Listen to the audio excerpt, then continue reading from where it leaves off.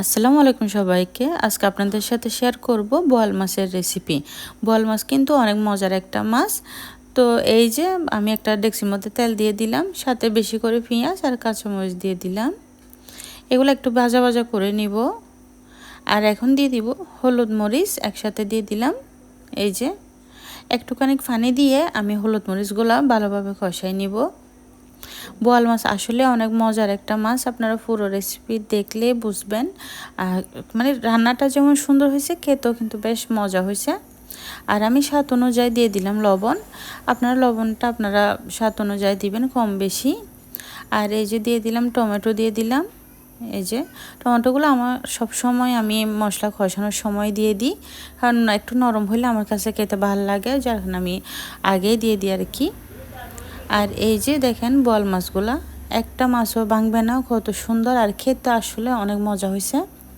আপনাদের যদি আমার ভিডিওটা ভালো লাগে লাইক কমেন্ট শেয়ার করবেন, আমার ইউটিউব চ্যানেলটা সাবস্ক্রাইব করবেন, পাশে থাকা বেল আইকনটা অবশ্যই বাজিয়ে দিবেন, যেন আমার নিত্য নতুন ভিডিও ছাড়ার সাথে সাথে আপনাদের কাছে নোটিফিকেশন চলে যায়। আর মাছগুলো আমি কাঠির সাহায্যে নাড়াচাড়া করব না, একটু ডেকচি নাড়া দিব। এই যে এভাবে যদি ধরে একটু ডেকচি নাড়া দেন, তাহলে কখনো মাছ ভাঙবে না।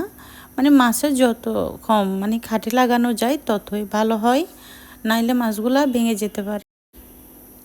তো এই যে আমি পরিমাণ মতো ঝোল দিয়ে দিলাম। ঝোল বেশি দিব না, মানে এগুলো কিন্তু এখন ঝোল দিলাম কিন্তু অনেকটাই কমাই আনবো ঝোলটা।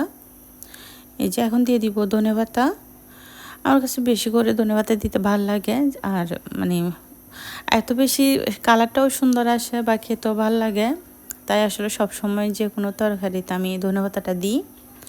আর এই যে দেখেন আমার মাছগুলো ভালোভাবে হচ্ছে। আমি এখন আবারও মানে একটু ডেকে দিব আর কি মাছগুলো, যেন আরও কিছুক্ষণ হয়। মাছের ঝোলগুলো কিন্তু আরও অনেকটা কমাই আনবো আমি।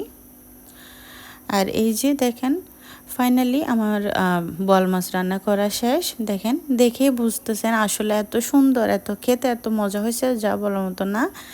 তো অসংখ্য ধন্যবাদ আপনাদেরকে আমার ভিডিওটা দেখার জন্য।